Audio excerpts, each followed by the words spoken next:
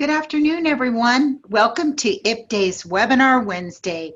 I'm June Rawl, and I want to thank you for joining us today as we look into packing your professional development. This is part one of a part two series. Florida IPDAE, as you all know, is known for building resources and materials that are by adult education educators and for adult education educators.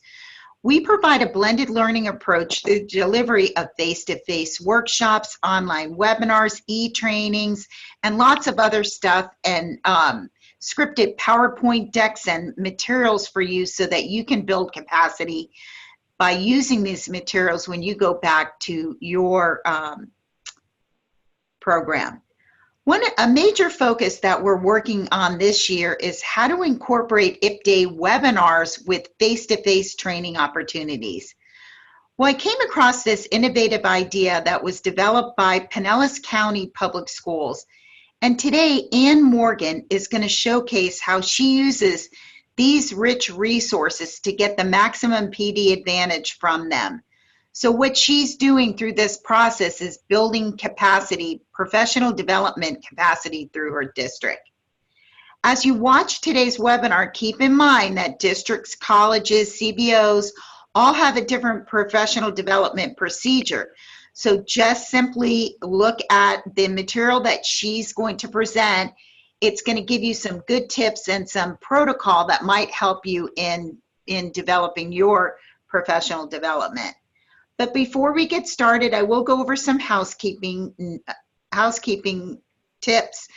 Note that your attendee microphones are muted, and you know that you can interact with us today via that Q&A section on your screen, that green arrow. Type in your questions there, and Ann and I will be answering them throughout the webinar. The webinar is recorded. You do have the PowerPoint and the resource guide already loaded on the IPDAE website. So look for it if you want to go back and review some of the materials. So at this point, Ann, I'm going to go ahead and turn it over to you, and let's get started with this webinar. Okay, hello. My name is Ann Morgan. I'm the Adult Education Coordinator and AGE Grant Manager for Pinellas County Schools Adult Education. I'm responsible for the professional development of 50 full-time and over 100 part-time teachers in our district. Today, we will discuss some ways to make this momentous task of professional development a little easier, whether you have 5 teachers or 150 teachers. First, let's look at our objectives for today. Professional development. In this session, we will explore professional development protocols at the state and national levels, what needs to be included to meet your district, college, or state PD standards. We'll look at research-based components of highly effective professional development programs. We're going to look at incorporating outside resources into your PD plan. Why create when you can borrow? Tailoring professional development to meet local specific needs. What's needed in Pinellas may be quite different than what's needed in Flagler or Santa Fe Community College or Miami-Dade. So we have a nice quote here from Ken Blanchard to get us started. People often resent change when they have no involvement in how it should be implemented. So contrary to popular belief, people don't resist change, they resist being controlled. Packaging your professional development requires change, lots of it. In Pinellas County, we strive to provide multiple opportunities for professional development. But in order to satisfy all the teachers' needs, we found it extremely labor-intensive to have to create hours and hours of professional development on our own.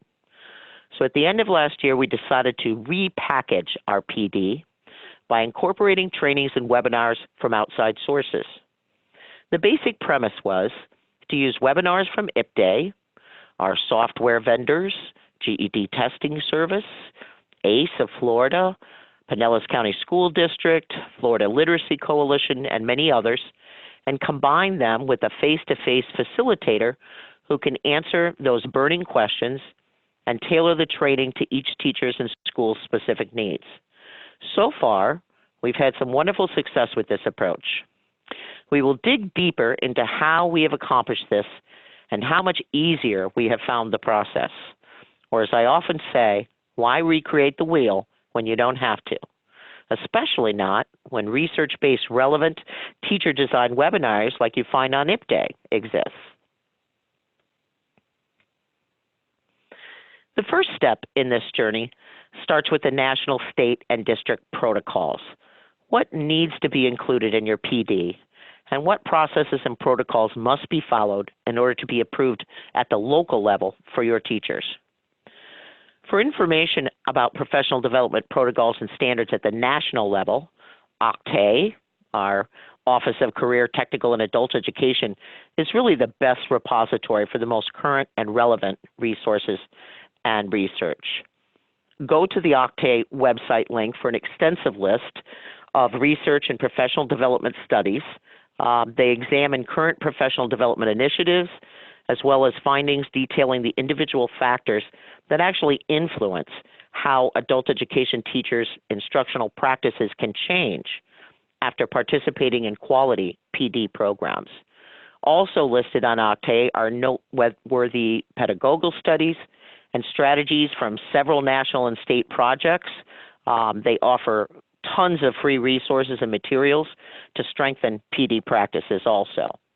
OVE, the Office of Vocational Adult Education, the research funding arm for adult education, is also currently investing in rigorous studies on learning to help adult educators put into practice professional opportunities that will continually strengthen the knowledge and skills of our adult ed staff. IPDAE believes that quality of adult education instruction is a critical factor in improving student outcomes in reading, math, and other key skill areas, and that all starts with teacher training.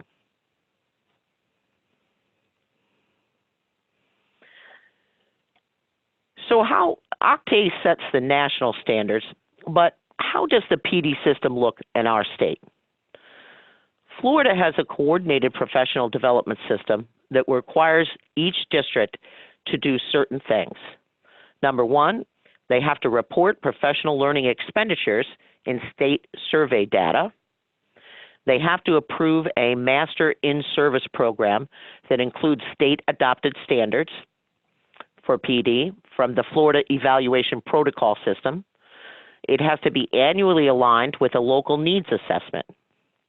Each district with a preparation program has the program reviewed and approved by FLDOE.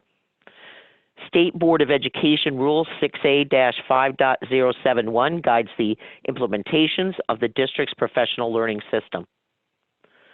The Department of Education conducts site reviews, currently on a 4-year cycle, of each district's PD system to guide alignment with the protocol standards. Contributions to the state system are provided through various collaborating partners.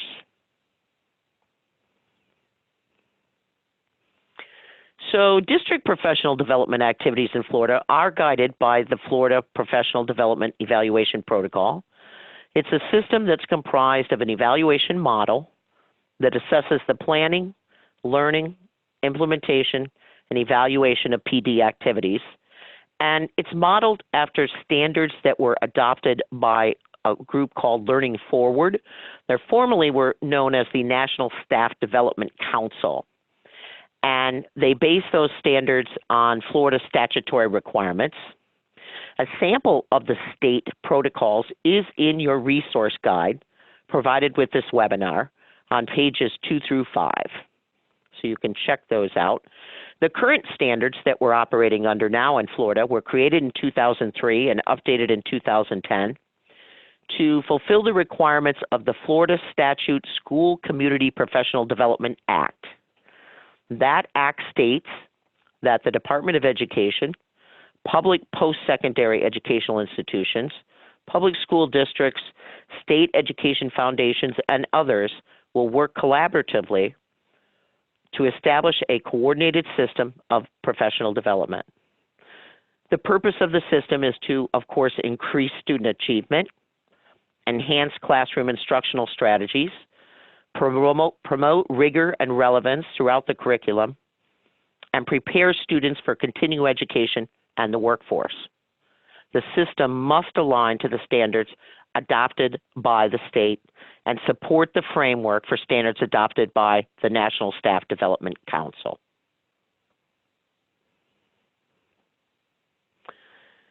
There's quite a bit of criteria for evaluating the quality of each district's system. They are evaluated at the district, school, and educator level in 4 essential elements or strands, which are incorporated into each level. And when you look at those in the resource guide, you're going to see there's a set for planning your PD, learning, implementing, and evaluating. There's judgments on 65 standards that are organized under these strands, and they're made using a 4-point rating scale with a midpoint of 2.5. A school district's PD meets that adequacy provision when the average of the ratings for all the strands is above the midpoint on the scale. So you can see it's quite extensive. Here's a display of the evaluating standards. As you can see, remember the complete set also has that planning, learning, and implementing. Each section of the protocols has expectations for the educator, the school, and the district. The college system also has guidelines and processes, although it may be slightly different at a college campus because not all those teachers have the Florida teaching certificates. Many of them have come from industry, business, other avenues. So most of this is guided also by the fact that teachers in Florida in adult education in district levels have to have a professional teaching certificate. So they need those continuing education credits or component points. May not be the same as in a regular college, but they certainly could use these standards, I'm sure, when they plan their professional development. So what has to happen when you want to be, in order to be approved as a professional learning opportunity? In Pinellas County, each training must be part of the MIP, which is the Master in Service Program, and they have to include the following items. You have to have your title, component points to be earned, and the academic focus, of course, a basic description of the training, identify the alignment of the targeted professional learning with key district priorities, and we'll look at a sample of this that's in your resource guide in a few minutes. There's actually, on the template, there's a checklist where you check off the key district priorities that you're targeting with your particular training. It also has to include those Florida protocol standards that we talked about earlier that are supported by the proposed training component. In your sample, this is in your resource guide, pages 6 to 7. You can see that several areas were checked in the educator and school category. You have to identify all the areas that will be impacted by the training and through what method. For example, by a deeper understanding of a topic, is it going to include repetitive practice that leads to changes in the proficiency of the educator?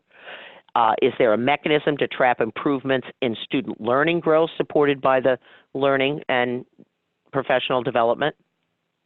So those are all factors.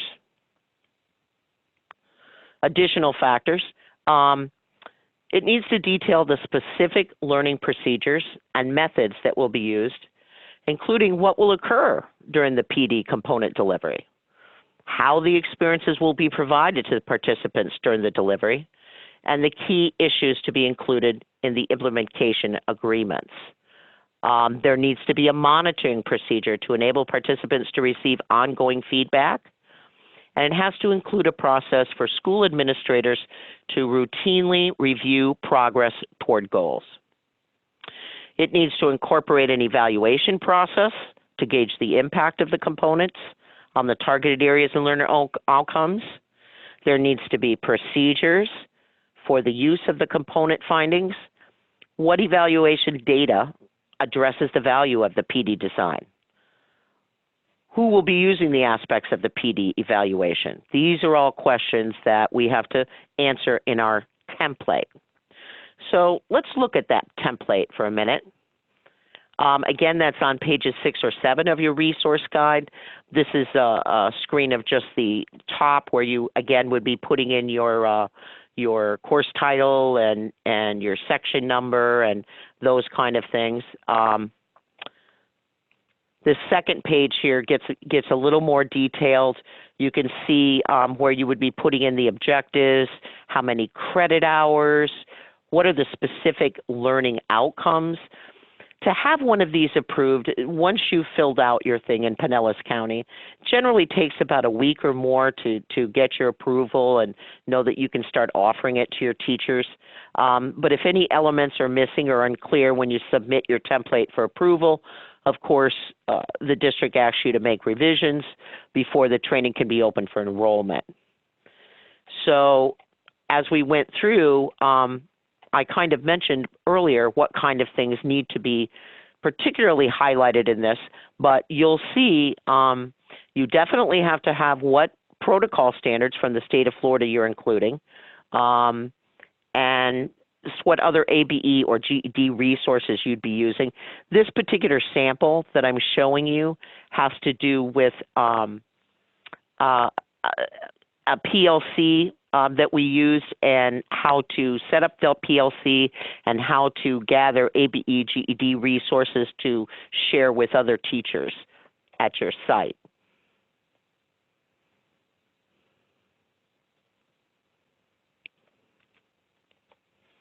Here's the rest of the template. As you can see, there's several questions on there. What will occur? And I highlighted these in blue so that you can see what our answers were to this particular set of questions. What methods will be used? What is that monitoring system? What's the evaluation procedure? Procedures for use of the components evaluation findings.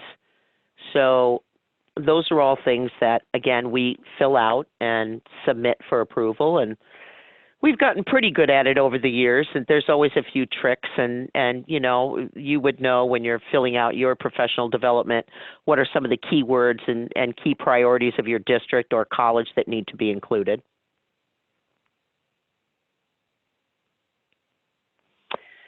So another thing that we have is after each training, now we've submitted the template, we've created the training, and the teachers have attended the training, and they love it, hopefully. And after they're all done with that, they will get an email message saying that they need to go in order to complete the process and get their component points, they need to fill out the evaluation.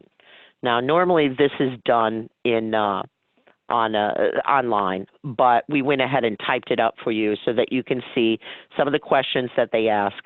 I've just taken a screenshot of some of the questions, but you have, again, the full evaluation in your resource guide. So course presenters are able to use this information to improve and inform future trainings on the same topic. It also allows your administrators and coordinators to develop their own site-based training to fill in gaps or address specific school needs depending on what the teachers have told you in this training, in the evaluation. So these happen to be questions about, you know, what they're using it for, were they satisfied, why did they take it, was it to for their professional development plan, was it to support their goals, personal growth, things like that. So we get a lot of information from the evaluation that, again, we can use later on.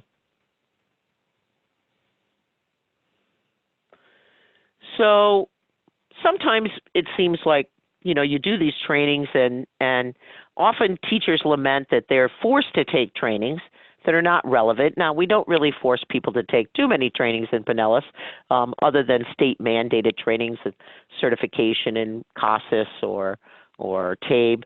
But, you know, one thing you really want to be sure that you're doing is that the professional development you're having is something that the teachers need, that is relevant to their student population, that it applies to their classroom structure of needs, And we wanted to kind of beef up our training here and get some more people coming. And so we wanted to make these changes in Pinellas, and all we really needed was the resources and materials to help us do it. Now, in part 2 of this webinar, which is next month, we're going to dig deeper into the teacher role. How do the teachers use these? We've got some samples of teachers using IPDAE webinars and other resources to do their evaluations through Marzano. We use the Marzano system in Pinellas. But, where's the teacher's piece in all this, and where are they coming in? I did love this quote from Andy Hargreaves: too many professional development initiatives are done to teachers, not for, with, or by them. Unlike IPDAE, of course, which is by educators for educators. But I know a lot of teachers, I've heard this from many of them saying, oh God, we got to go to this training. It has nothing to do with me. So that's one of the things that really kind of drove this initiative here in Pinellas, is to make it much more relevant and need-based for our teachers. So we're looking at what makes it effective. What's going to make that professional development, make those teachers want to come and say, wow, I really need to go to this. We actually borrowed some suggestions that we found on Octave. As I pointed out, they have a lot of good research-based studies on there. And this is from the Learning Policy Institute, Components of Effective Professional Development. They define effective professional development that, number one, it has to borrow or be based on those state and national standards when you are planning. The design and the evaluation and funding all need to be provided to educators and be ones that they really are interested in doing. We also, again, as I pointed out earlier, we need to integrate those district and state initiatives.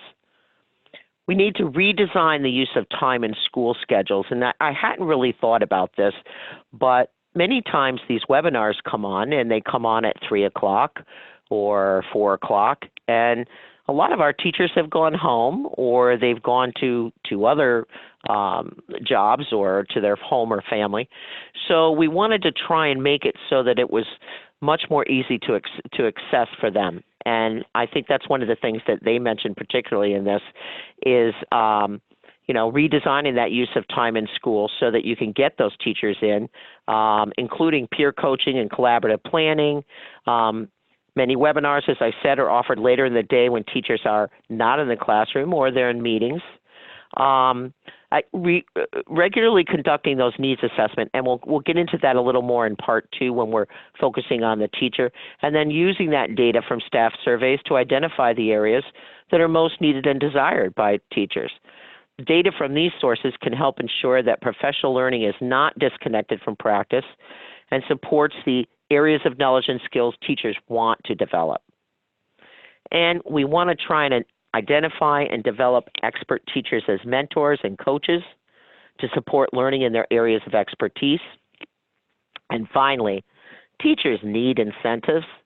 When you're already asking them to work a full day and then squeeze in an extra training from 4 to 7 at night, providing those continuing education credits or component points helps, but a monetary stipend will certainly help to increase participation. Our district, and I'm sure many do, have the same thing. We have something we call trade days. In Pinellas, we have 3 trade days built into the school calendar. And what teachers can do is if they go to a training not during their regular work day, this would either be at night, in the evening, or in the late afternoon, or on a Saturday. They can earn a full day or a half a day, which we call a trade day. Our trainings are either 3 hours or 6 hours generally. And as I said, we have one coming up on a Saturday, and we have quite a few people signed up for it. And so when they attend that training, they can get this trade day. And then once the teacher has completed that, they can use that trade day on these 3 identified days that we have scattered throughout the calendar. So it would be a day when, the teachers are supposed to work, but the students aren't there. So they can take that trade day. So that's another incentive. They always get component points for trainings, but they can either use a monetary stipend or a trade day. which sometimes that trade day is much more valuable than a stipend anyway, as we know. So where do we go? Where am I going to get these great outside resources that I'm going to include in my PD plan that I'm going to turn into a 3-hour or a 6-hour training? Of course, our normal go-to place for quality professional development is IPDAE, and I am going to put a plug in for them because this is kind of how it all started. Teachers telling me that, you know, sometimes they were already home or they were already gone from the classroom when a training would come on. So we know that IPDAE is that main professional development hub, and they provide wide-scale support and assistance to our programs. As June mentioned earlier, there's so many reasons to use the webinars and materials from IPDAE to beef up your own PD.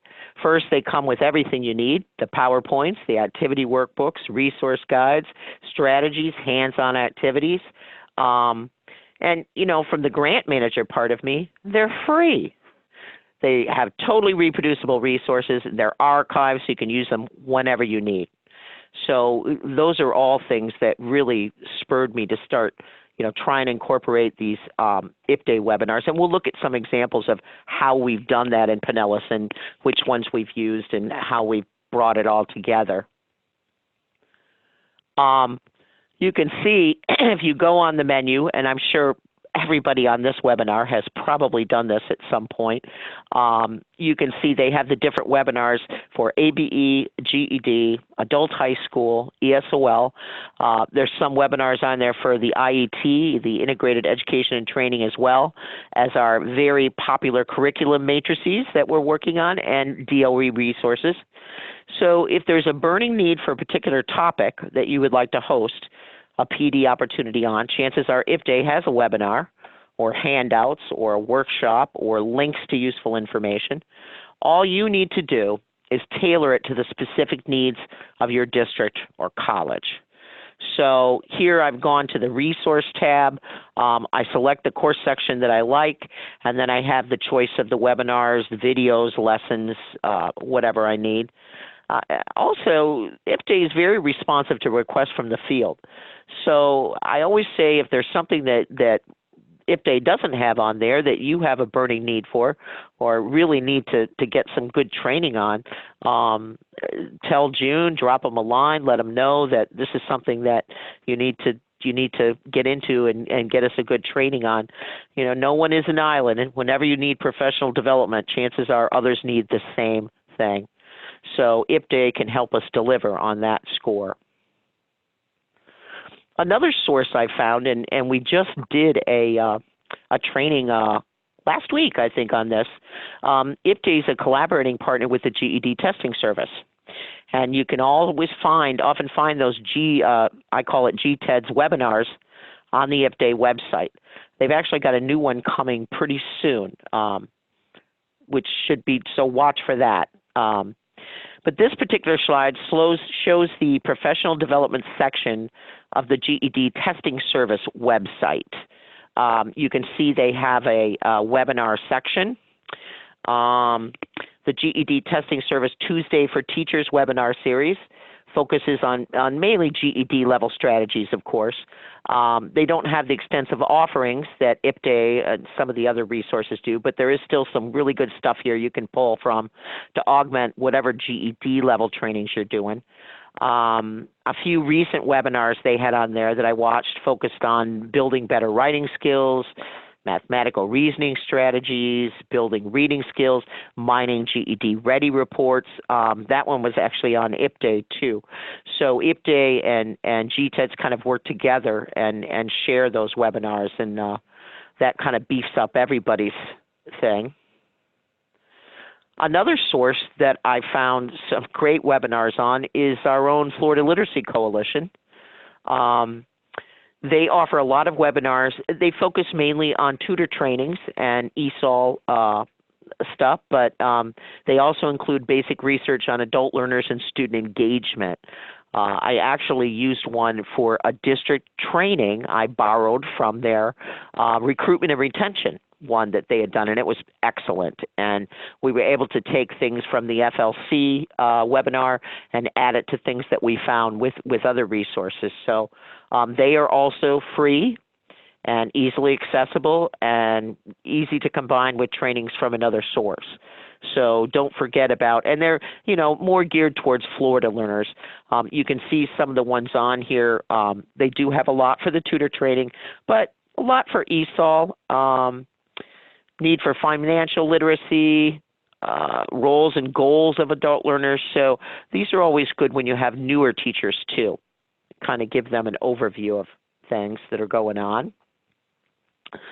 Another great source, I have not taken one from COABE yet to use with an IPDAE or another one, but they've got some great ones that I'd like to try later on this year. COABE, of course, the Coalition on Adult Basic Education, they have a whole section to access webinars that focus on ESOL tutors and teachers and other research with ABE learners. We've used a few of these. Actually, we've kind of turned our beginning ESOL teachers over there and had them kind of view some of those. We haven't tried to put it into a package yet, but that's coming. And they do give a great overview and understanding, especially for those novice instructors. So, and don't forget your local district or college professional development department, who often offer a varied group of trainings you can borrow and add to.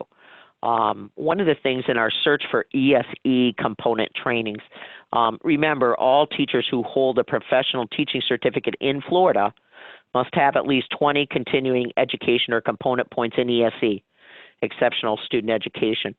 So Pinellas County Schools offers several workshops to earn those points, but you know, when it comes from the district, those trainings tend to be K through 12 centered and not always totally applicable to an adult education classroom. So one way we found to use these is to, of course, augment those existing K through 12 trainings with additional information that's adult education based. One in particular we used this year was entitled Experience Dyslexia, and it is a set training, 2-hour training about that the district purchased. It's copyrighted, but it's really a neat one. And essentially you set up 7 separate stations, and teachers go through, and each different station they're going to be experiencing what it's like for students with different learning disabilities. One might be highlighting hearing disabilities, reading disabilities, visual problems, and as the teachers cycle through each station, they get to actually experience that disability as if they were going through it themselves. The first one we did it during our summer symposium. We had 80 participants go through this, and it was so popular. Some people, we just didn't have enough space because you can only have so many people at a station. We had to offer it again during the year for people that weren't able to get in it. So it was very popular, and of course they earned their points. But it was only a 2-hour training. So what we had to do was bring in some other resources that we knew about, that we paired that with things that were exclusively adult education and resources that they could use, different websites, how to use the tools, accommodation tools on the GED Testing Service website, on the TABE website, and those kind of things. So trying to kind of make that, you know, adult ed applicable.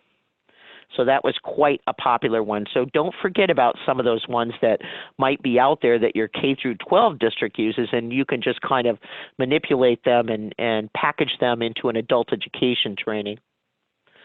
Another one we did, because again, you know, those ESE points are much sought after.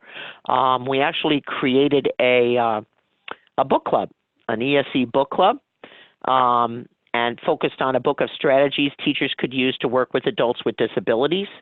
This involved a peer collaboration and a PLC type sharing that really, I think, helped teachers change their practices in working with adults with disabilities. This particular title, and again, this was part of the K through 12 ESE department books that they had available for teachers to use. It was called Hanging In by Jeffrey Benson, and it includes scripted notes and questions you can use to stimulate discussion. We met 4 times face-to-face to discover and discuss the different things that we read. And this was good for 10 ESE points. And we did have to get it approved, of course. It had to meet all those protocol standards. But this we've repeated, I think, 3 times in the last couple of years. So this was also quite a popular ESE training and a good resource. But again, as we would do it, this is actually focused mainly on teenagers. We would say, well, how would this look in your adult education classroom? Do you have students like this? Because we know teenagers grow into adults with the same disabilities and same needs. Another thing you may or may not have thought of, and you may already be using these, are your software programs. We spend quite a bit of money from our grant on software programs in Pinellas. And, you know, all those vendors are usually more than willing to provide webinars and other training materials to meet your needs. Most of them will offer it for free, especially a webinar, either live or recorded. We've adopted this model in Pinellas, and just like using an IPDAE webinar, we tailor it to our needs. We tell the vendor what we want included, and then we add those additional activities and face-to-face practice in a computer lab. So far this year, we've used this strategy with 2 of our vendors, and we have 1 GED-based and 1 ESOL live webinar scheduled next month.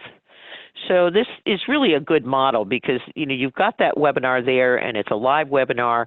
It allows those teachers to have hands-on experiences and ask questions in real time. Really helps tremendously with the teacher practice. It cuts down on all the questions after the training's over.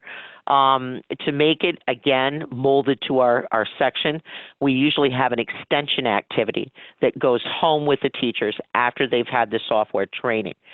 So that extension activity brings up the 3rd component point because most webinars, you know, are about an hour, and then we give them an hour or so for practice. Well, to get that final hour and that final component point, an extension activity goes home, and we'll show you some samples of that in part 2 of this, in the teacher part, where they have to then demonstrate that they have, for instance, maybe they've added a student, they've created a class in the program, we've added a student, we've created an assignment.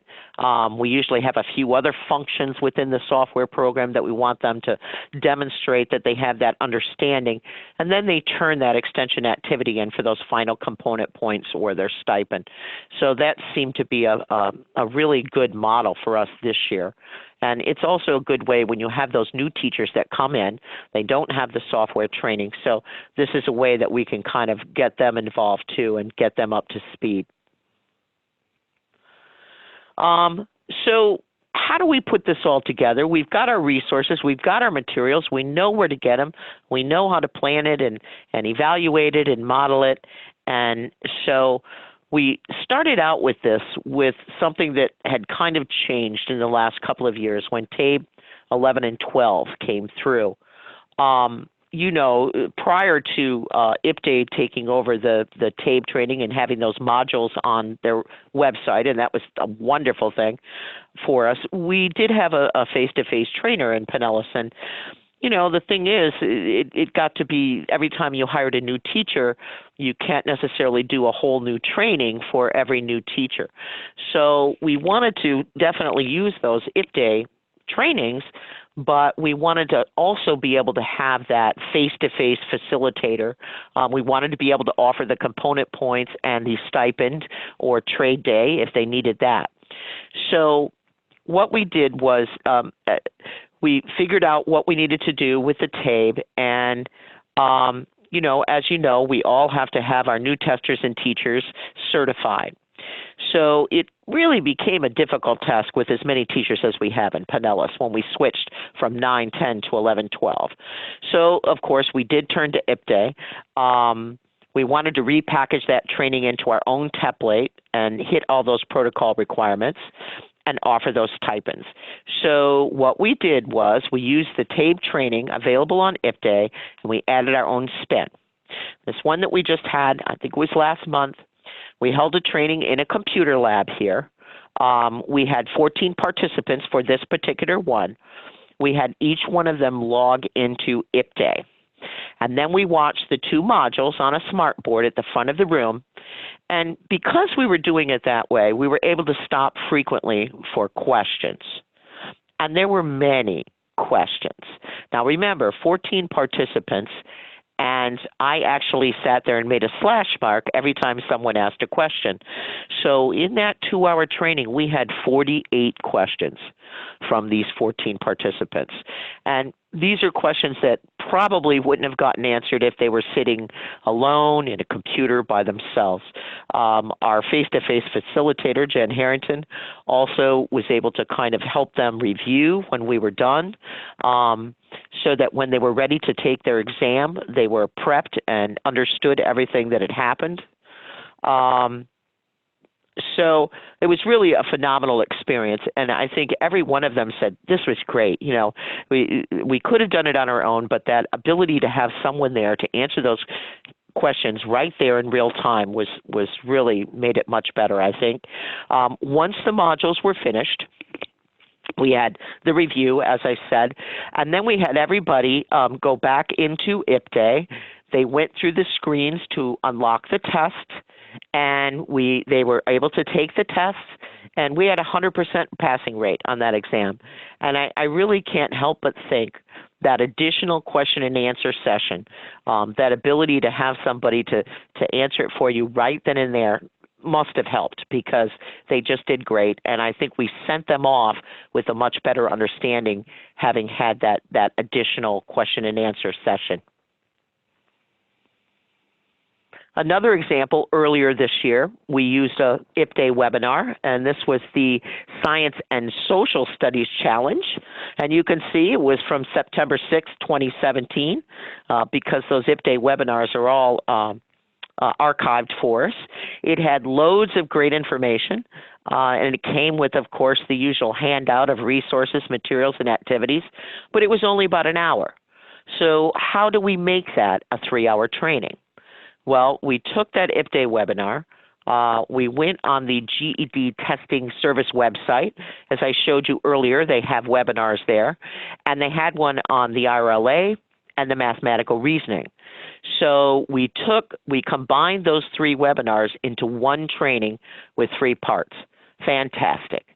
The teachers loved it. And again, the effort to develop this training was very minimal, as IPDAE and the GED Testing Service had really done the heavy lifting for us. So all we had to do was kind of pick and choose the parts that we wanted to include. And again, we're able to give those teachers a really great overview from both IPDAE and the GED Testing Service. We also used one in ESOL last year, the figuratively speaking one, which was just done in April of 2019. Our coordinator at that time, she added some strategies and activities to fill that remaining time. As I said, you know, this usually has to go past that hour. Teachers were able to see the strategies modeled on the webinar, and then they actually got the chance to practice those with their colleagues, and then later on in their classroom. We had an extension activity with that particular training also, which included a reflection sheet, so we could kind of see what they were able to take from the webinar and able to just put into practice right then and there in their classroom. You can see that kind of where we're going here and how this really helps us not only get a lot of resources in one place, but something that isn't there already, something that we're repackaging and we're putting together. So I've talked about this a couple times, and I, always put the plug in for the next IPDAE webinar because they're always good. This particular one's going to be on November 20th. It's going to be much more geared towards the teacher end of it. It's going to focus on the resources contained within the IPDAE webinars that you can combine with the face-to-face trainings that teachers can use. It's going to have the strategies and some examples on the process of using that to help the teachers with their evaluations. And we'll have some samples of how teachers have used the IPDAE webinars and some of the other ones to actually pattern their lessons for their evaluation process here. So I think that's going to be a very interesting one, and we'll talk more about how we survey for needs and how the teachers feel about some of the things that we've been doing this year. We'll share some of our surveys with you and those kind of things. And time for questions and answers. Let's see if we have any in the queue. I don't see any here. I don't see any, but maybe they'll come afterwards. And that's fine. We can always take them, or you know how you can always reach us. Yes, and don't forget, you know, the best professional development is ongoing, experiential, collaborative, and connected to and derived from working with students. So we're always there to assist. The IPDAE team is there for you. Remember, with all its resources, they're only a click away and ready to help you build capacity within your district or college. Ann, thank you so much. You're getting a lot of great feedback, and we thank the practitioners for those very nice comments. But let's take, before we close out today's webinar, just take a minute of your time to answer these 3 short questions for us. They are on your screen now, so go ahead and give us your responses, and then I'll close out with my ending comments.